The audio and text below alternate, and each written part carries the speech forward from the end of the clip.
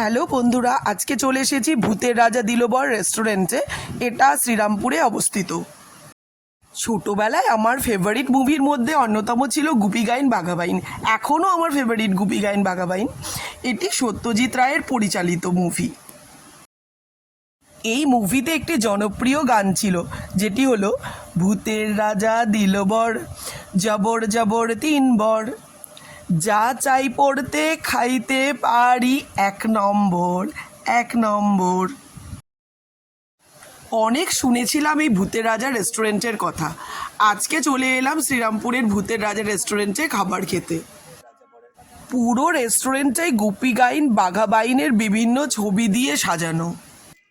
খুবই স্পেশিয়াস এই রেস্টুরেন্টটা। অসংখ্য লোকে একসঙ্গে বসে খাওয়ার পক্ষে খুব ভালো, দারুণ জায়গা।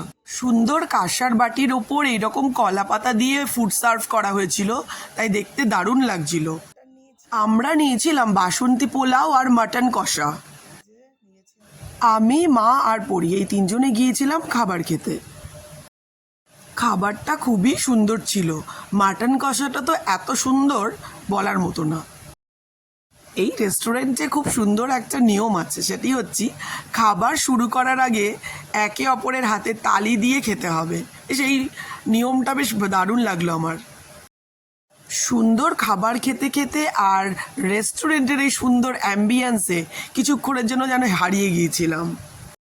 তোমাদেরও রিকোয়েস্ট থাকলো, তোমরা পারলে কেউ একবার এই রেস্টুরেন্টে একটু খাবার খেয়ে যাও, দেখবে কত সুন্দর খাবার।